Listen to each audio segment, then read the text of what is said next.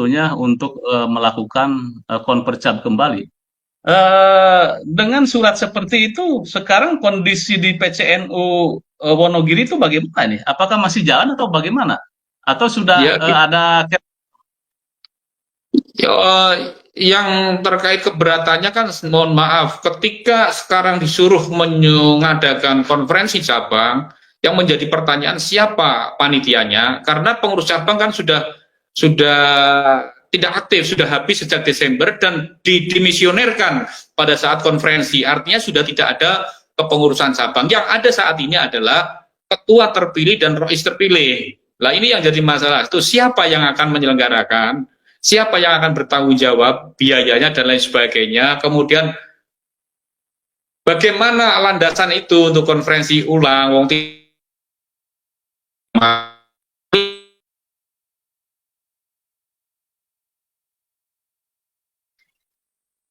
agak sedikit instruksi terkendala? kemarin, eh, sebelum kemarin kan ada surat instruksi itu, salah satunya kan itu poin-poin 3 yang menganggap lah itu sebelum poin itu kan tidak ada masalah. Kemudian surat instruksi itu datang, ternyata ada surat lagi, yaitu surat terkait untuk konferensi cabang. Tapi saya Ya, sebenarnya dari awal saya sudah merasakan ini file yang pasti saya kan nggak mungkin lah, saya pasti PBNU akan punya calon sendiri seperti itu. Tapi teman-teman, ada maju aja Pak Barok, maju aja, tenang. Kayak gitu teman-teman. Makanya saya karena ini oke, ya baik. Tapi dengan adanya surat untuk konvercap ulang itu ya, apakah Anda dan kawan-kawan menerima atau tidak ini? ya secara tidak menerima karena itu dasar landasan yang dibuat surat itu kan pasal ini tidak ada hubungannya, nggak ada korelasinya dengan persyaratan menjadi ketua. Itu persyaratan secara umum. Bukan ketika persyaratan menjadi ketua pemilihan itu sudah jelas, cuman sudah pernah menjabat sebagai pengurus NU maupun badan otonom maupun lembaga, kemudian harus sudah pernah mengikuti PMKNU bagi yang cabang. Itu saja, sehingga teman-teman ya nggak bisa menerima itu, nggak bisa menerima kaitannya dengan surat untuk konferensi ulang kayak gitu. Oke, baik. Ini adalah informasi yang secara kronologis ya, tidak berarti bisa di fakta valid ya, tidak mengada-ngada. Anda Pak Kiai kronologis Betul, tadi betul, ya. enggak, valid. Oke. Ya, sesuai dengan surat yang diluncurkan memang ada muncul untuk apa namanya konpercap ulang. Dan saya lihat juga ada untuk Bogor juga ada tuh konpercap ulang PCNU. Suratnya ternyata saya juga dapat tidak hanya di Wonogiri, kemudian juga di daerah Jakarta juga seperti itu. Artinya memang kita tidak tahu apakah memang ada dinamika di tubuh PBNU atau ada beberapa hal yang apa sedang apa dievaluasi. Saya langsung ke Dr. Ribut. Dr. Ribut, bagaimana Anda membaca fenomena pembatalan atau pengulangan konpercap seperti ini dalam dinamika NU kontemporer? Saya kira Anda bisa menyorot ya sebagai catatan ya kita sebagai orang Nahdliyin tetap menjaga adab Nahdliyin dalam diskusi ini. Ini sebagai catatan dari saya. Silakan apa Dr. Ribut. Ya, Assalamualaikum warahmatullahi wabarakatuh. Waalaikumsalam. Bismillah, alhamdulillah, wassalatu wassalamu ala rasulillah Muhammad ibn Abdillah wa ala alihi wa sahbihi wa mala. Saya sampaikan ucapan selamat tahun baru Hijriah ya untuk pada Suka TV ya, Pak Yusuf Mars, dan juga salam hormat saya untuk Kiai Obedillah ya, dan juga Al Mukarrom, beliau Ketua PCNU Wonogiri yang membersamai kajian pada kesempatan ini ya. Dan setelah apa yang telah dipaparkan oleh beliau tentang latar belakang ya, bagaimana beliau ini semacam tidak disetujui oleh pusat, oleh PBNU. Ini sebenarnya fenomena yang tidak bisa lepas dari fenomena-fenomena sebelumnya. Dari mulai pemecatan Gus Salam di PBNU, pemecatan Yai Marzuki di PWNU, termasuk ya pemecatan Kiai Imad juga. Dan juga di sini muncul dari PCNU, termasuk dari PCNU Wonogiri, juga PCNU Jakarta Pusat, dan juga PCNU Bogor. Ini yang lagi viral akhir-akhir ini. Ini ada apa dengan PBNU? Ini mengingatkan ya kita sebagai Nahdliyin dari kalangan kultural, dan beliau juga sebagai ketua PCNU Wonogiri yang sah dalam arti terpilih secara aklamasi, ya ini tentunya merasakan adanya sesuatu yang bisa dikatakan yang inkonsisten gitu. Apalagi tadi disebutkan adanya tim formatur yang mana di situ ada permintaan khusus dari orang PBNU ya, menambahkan 1 orang dari PBNU untuk masuk tim formatur. Yang ini tidak lazim dalam aturan main. Kenapa harus ada seperti itu?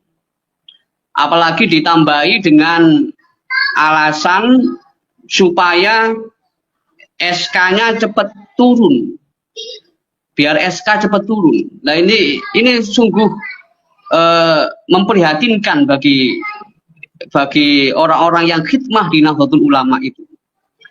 Kenapa ada inkonsistensi organisasi seperti ini? Dari pilar atau rukun NU sebagai organisasi, ya, yang dari segi jamaah atau NU kultural, kemudian adanya tujuan bersama, kemudian adanya kepemimpinan dan kepengurusan, dan yang keempat adanya aturan main yang disepakati bersama. Nah ini tentu menambahkan 1 dari PBNU untuk masuk dalam tim formatur Konvercap PCNU Wonogiri, ini sesuatu yang bisa dikatakan ya inkonsisten dalam organisasi. Ya, ini yang perlu ya diketahui sebabnya supaya bisa menjadi pelajaran, bisa menjadi koreksi bersama. Jadi ini yang perlu saya tekankan. Posisi PBNU sebagai organisasi sosial keagamaan yang membawa semangat politik tingkat tinggi atau Asyasa As-Samiyah, ya, dalam bahasanya Kiai Said ya, atau Asyasa Al-Quswa, itu bahasanya bahasa Hal Mahfud, sebagai high politik tingkat tinggi, politik keumatan, bukan Asyasa As-Safilah, low politik, yaitu semangat kekuasaan, yaitu membangun koherensi dari atas ke bawah, ya, yang tidak sesuai akan dinegasikan, akan diberhentikan, ya, akan istilahnya itu dieliminasi dan seterusnya. Ini semangat ini justru bukan semangat Asyasa As-Samiyah, tapi semangat yang dibawa itu adalah semangat Asyasa As-Safilah. Seperti semangat ya ormas tapi membawa watak partai politik, atau bahkan membawa watak perusahaan misalnya. Ini kan ya cukup memprihatinkan. Nah itu yang pertama. Jadi posisi di mana PBNU saat ini antara high politik atau low politik dalam masalah perjuangan itu. Kemudian yang kedua, ini seperti ya Nahdlatul Ulama ini sebagai organisasi ya sebagai organisasi ini dengan adanya pemecatan ya secara langsung ataupun secara halus ya seperti yang dialami oleh PCNU ini nampaknya spirit khidmah itu beralih seperti spiritnya wazifah ya, seperti berebut pekerjaan di NU itu. Ngurus NU itu bukan lagi membawa semangat khidmah ya, melayani ya dengan lillahi ta'ala, mengharap bonus dari Allah ya, berubah seperti wazifah. Nah, ini yang perlu dijadikan koreksi ya untuk dari kalangan elit PBNU itu. Apalagi kalau dilihat dari segi asal dan faradnya, ya Nahdlatul Ulama dari sudut pandang asal wal farad, dari antara asal dengan cabangnya, antara dasar dengan penguatnya, tentu yang dasar itu adalah warga NU. Yang akar itu adalah kultural, bukan struktural. Kalau minjam pandangannya Kiai Haji Mas Darvalid Mas Udi, ya beliau waktu masih masih tajam-tajamnya dulu ya. Ya NU yang didirikan oleh Hadratus Syekh Kiai Haji Hasyim Asy'ari ini kan dalam rangka apa? Ya dalam rangka mewadahi Nahdlatul Ulama sebagai kultural yang sudah ada ratusan tahun sebelumnya, yang sudah ada berabad-abad sebelumnya. Nah ini akarnya di situ akarnya. Ya, jadi NU itu Nahdlatul Ulama itu sudah berjalan dan akan tetap berjalan. Ya, sebelum adanya NU sebagai organisasi, NU kultural itu sudah ada terlebih dahulu. Ya, apalagi orang yang sudah terpilih sebagai ketua PCNU, apalagi melalui proses yang sah, bahkan dipilih secara aklamasi, nah tentunya punya basis kultural. Ya, likulli syai'in saikhun. Setiap umat, setiap komunitas itu ada tokohnya, ada syekhnya. Nah, beliau mendapat mandat untuk memimpin Nahdlatul Ulama di tingkat cabang. Nah, itu tentunya perlu dihargai. Dihargai kepercayaan umat kepada PCNU terpilih tanpa ada intervensi dari atas, dari PBNU. Nah, ini ada kecenderungan ya semangat NU ya top down dari atas ke bawah, bukan aspirasi dari warga Nahdlatul Ulama yang mana mereka itu sesungguhnya adalah dasar dari NU itu sendiri. Ibarat pohon, akarnya itu adalah kultural. Nah, ini mestinya yang perlu digarisbawahi. Nah, misalnya beliau jadi ketua PCNU itu kan sebenarnya ya minallah, ya bonus dari Allah, itu bonusnya saja sebenarnya. Dan ya, karena kita yakin beliau jadi ketua atau tidak tetap khidmah untuk NU. Ya, tetap khidmah untuk NU. Itu karena ya memang itu karena Allah memilih beliau untuk khidmah kepada Nahdlatul Ulama. Bukan untuk merebutkan ya jabatan-jabatan struktural di Nahdlatul Ulama. Apalagi beliau nggak mencalonkan diri, tadi menyampaikan begitu. Nah, ini ada semacam kesenjangan sebenarnya antara Gesrut dengan Menara Gading, antara elit PBNU dengan akar rumput. Ada kesenjangan antara struktural dengan kultural. Ya, sampai kapan ada kesenjangan ini? Ya, nah, karena pilar yang paling utama NU sebagai organisasi yaitu adalah jamaahnya.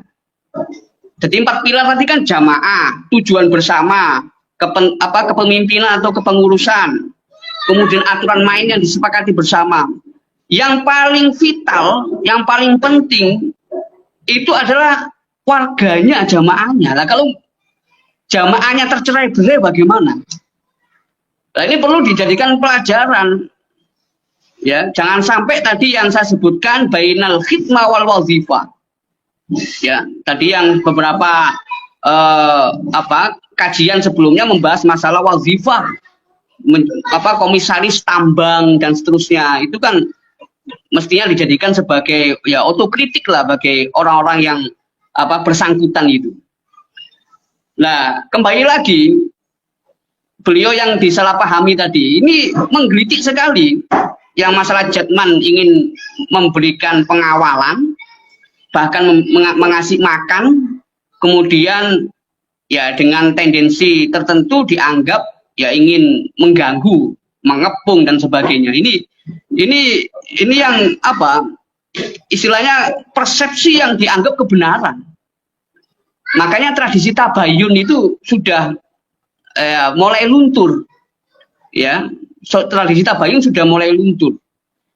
Jadi kembali lagi, ya, saya kalau melihat semangat dari perjuangan Wonogiri itu ya dari mulai membela warga NU dari hegemoni Ba'alawi, ya, itu luar biasa. Mengamalkan prinsip la tadzlimuna wa la tudzlamun. Jangan menzolimi dan jangan mau dizolimi. Masa warga NU tidak boleh menzolimi, tapi kita rela untuk dizolimi. Nah, ini mestinya ya kalau Wonogiri berjuang misalnya masalah nasab, sampai-sampai ada stigma yang tidak dikehendaki oleh pengurus Jatman, ya, karena misalnya disebut anti Ba'alawi. Lah mestinya kan ketika warga NU ini dizolimi oleh oknum-oknum Ba'alawi dan kemudian membela diri, ya mestinya kan NU struktural melindungi, bukan malah sebaliknya.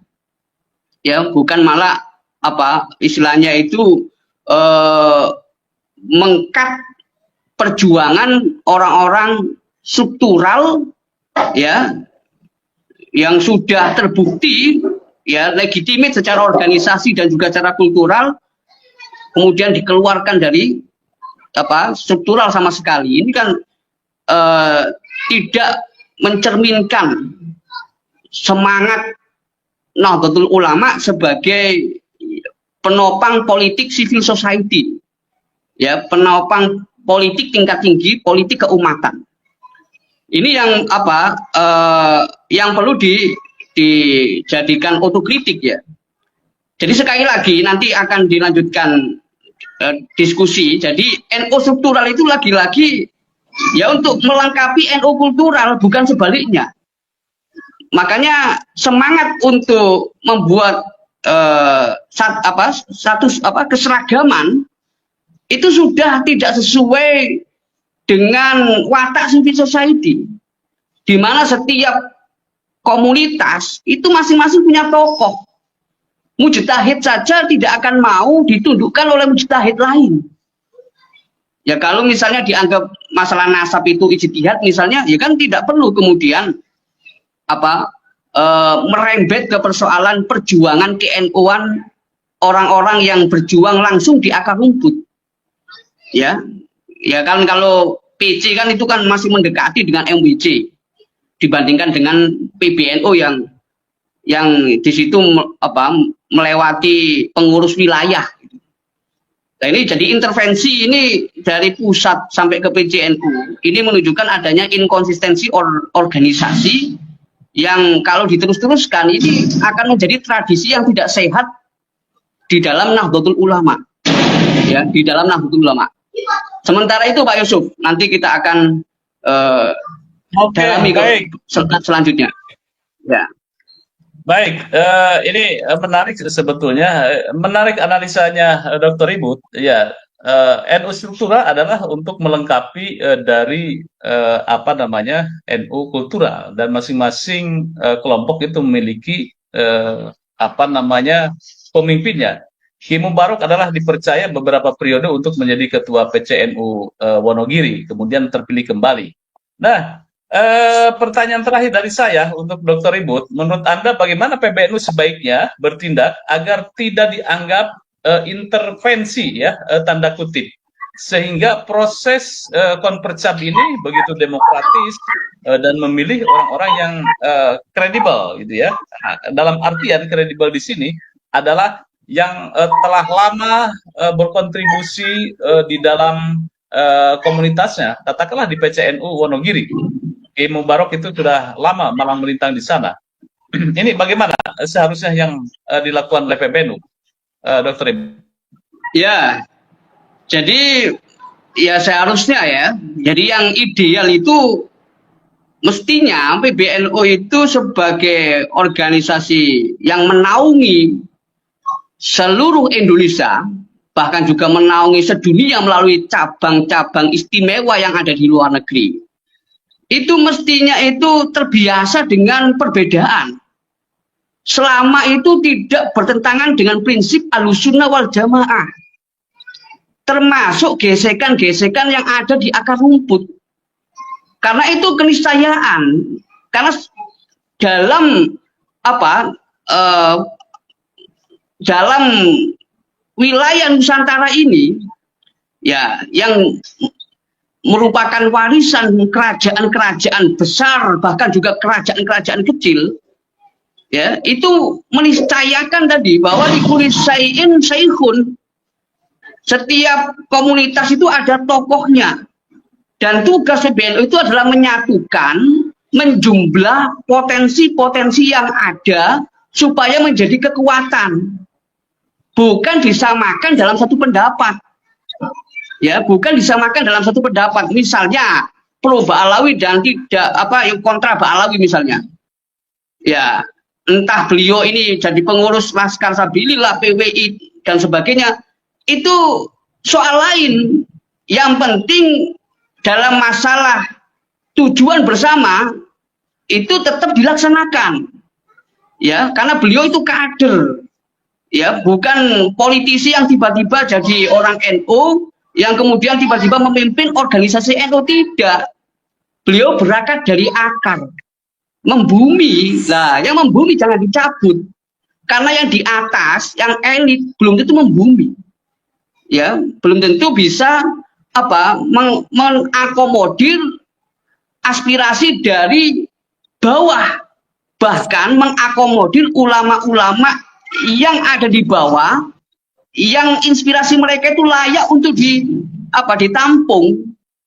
Ya, jadi inilah peran kiai membangun peradaban itu, menjadikan Islam sebagai inspirasi bukan sebagai aspirasi. Ya, kalau aspirasi kan itu seolah-olah diseragamkan semuanya. Nah, ini tidak cocok dengan watak Nahdlatul Ulama. Ya, jadi kembali lagi, sebelum ada ya warga Nahdiyin yang kultural itu, mereka semuanya itu merupakan umat Islam yang sudah menjalankan perjuangan warisan Rasulullah. Ya, dalam konteks Indonesia ya perjuangan warisan Wali Songo. Jadi jangan sampai tradisi memberhentikan, menegasikan, memecat dalam tanda kutip itu berkelanjutan, karena itu akan memperkuat dikotomi antara struktural dan kultural. Ya, mungkin ini perkataan yang dianggap nggak masuk akal. Tapi kalau nanti fakta itu berkata demikian, ya itu akan merugikan Nahdlatul Ulama sendiri sebagai organisasi. Ya, itu Pak Yusuf. Oke, baik, saya langsung ke Kiubed. Kiubed, bagaimana pandangan Kiubed sebagai ulama dan pengasuh pesantren terhadap fenomena ini, Pak Ubed? Silakan, Kiai. Baik, terima kasih Mas Yusuf. Hormat saya untuk Dr. Ribut, untuk Kiai Mubarak. Saya biar lebih efektif dalam pemaparan dalam podcast ini, saya ingin melanjutkan apa yang telah disampaikan oleh Dr. Ribut, Mas Yusuf, dan bagaimana relevansinya dengan fenomena Kiai Haji Mubarak di PCNU Wonogiri. Jadi pada prinsipnya, melanjutkan apa yang disampaikan oleh Dr. Ribut, sebenarnya ada istilah subkultur pesantren, ada istilah subkultur Nahdlatul Ulama, Mas Yusuf. Subkultur pesantren itu sudah pernah disampaikan oleh Gus Dur, dan itu juga ada di buku Tradisi Pesantren karya Profesor Dr. Zamakhsyari Shalih Dhofir, yang di situ ada kiai, ada masjid, ada madrasah, ada pesantren, ada santri. Yang itu tidak akan saya bahas di sini, karena kita sudah berulang kali membahas itu sampai sangat kita pahami bersama. Tetapi melihat apa yang disampaikan oleh Dr. Ibu tadi menarik, karena memang tidak semua yang berada di struktur Nahdlatul Ulama saya kira memahami kerangka dasar yang disampaikan oleh Dr. Ibu, yang saya sebut dengan istilah subkultur NO, Mas Yusuf. Jadi ada subkultur pesantren, ada subkultur NO. Nah, seperti apakah subkultur NO itu? Subkultur NO itu mengacu pada kelompok-kelompok dalam organisasi Nahdlatul Ulama yang memiliki ciri yang berbeda-beda dalam konteks keberagamaan, dalam konteks sosial, kebudayaan. Masing-masing kelompok-kelompok tersebut di dalam organisasi Nahdlatul Ulama itu memiliki kekhasan atau local wisdom yang berbeda-beda, bisa saja sama, tetapi tidak menutup kemungkinan akan terjadi kekhasan yang berbeda. Tetapi kesemuanya itu masih dalam koridor Ahlus Sunnah wal Jamaah. Nah, kerangka teoritis berada dalam koridor Ahlus Sunnah wal Jamaah itu seringkali disampaikan oleh para ulama, oleh Kiai Haji Said Akil Siraj, dan beberapa kali juga kita sampaikan dalam konteks fikih mengacu pada madzhabul arba'ah, dalam konteks tasawuf mengacu pada Al-Imam Abul Qasim Junaid Al-Baghdadi dan Al-Imam Abu Hamid Muhammad bin Muhammad Al-Ghazali, dalam konteks ilmu kalam mengacu kepada Al-Imam Abu Hasan Al-Asy'ari dan Al-Imam Abu Mansur Al-Maturidi. Itu koridornya di situ. Lah, tentu saja namanya subkultur NO yang tadi saya sebutkan dalam mengacu pada kelompok-kelompok dalam organisasi NO yang masing-masing memiliki ciri kekhasannya, yang kesemuanya itu tidak berada dalam naungan koridor Ahlus Sunnah wal Jamaah, yang masing-masing memiliki kekhasan local wisdom yang berbeda-beda. Nah, itu tidak menutup kemungkinan ada di pesantren. Nah, jadi kalau pesantren yang misalnya yang saya kelola, yang dikelola oleh beberapa kiai, itu subkultur pesantren, masing-masing punya gaya sendiri-sendiri. Tetapi di situ juga ada pesantren besar yang disebut NO, Mas Yusuf. Nah, pesantren besar ini di bawahnya ada pesantren, kemudian tadi saya catat itu ada NO kultural, ada NO struktural, ada NO di pesantren, ada NO di Sunda, ada NO di Kalimantan, ada NO di Batak misalnya, ada NO di Sudan, ada NO di Australia, di Barat misalnya, ada NO di Jawa misalnya, Mas Yusuf. Yang kesemuanya itu bagi yang berada di struktural itu mesti harus memahami, karena NU struktural akan paling tidak akan menjadi penyerang atau dalam posisi sebagai penjaga gawang, tetapi memiliki peran yang sangat vital dalam subkultur NO itu sendiri, Mas Yusuf. Meskipun kita tidak bisa menggantungkan NO struktural, karena tadi saya katakan subkultur NO itu terdiri dari mengacu pada kelompok-kelompok dalam organisasi NO yang masing-masing memiliki kekhasan yang berbeda-beda. Nah, kelebihan di NO struktural itu adalah seharusnya mampu memahami subkultur NU yang saya katakan tadi. Sehingga dia betul-betul menerapkan konsep wasyawirhum fil amri wa amruhum syura bainahum. Wa amruhum syura wasyawirhum fil amri artinya adalah membuat satu rumusan konsepsional bermusyawarah terkait dengan kebijakan-kebijakan elit PBNU itu suatu keniscayaan yang bisa dimaklumi bersama.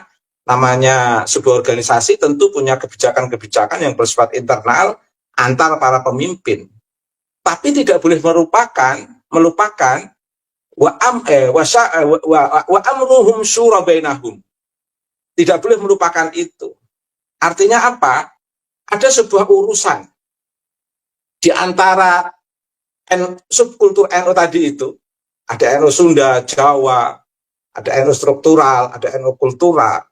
Di antara subkultur NU itu tadi, itu betul-betul harus diakomodir. Wa amruhum syura bainahum. Sebagai studi kasus misalnya di Wonogiri, punya local wisdom, kearifan lokal, bagaimana masyarakat Wonogiri memilih pemimpinnya. Seperti yang sudah berlangsung, itu seharusnya diakomodir. Karena itu selain ada konteks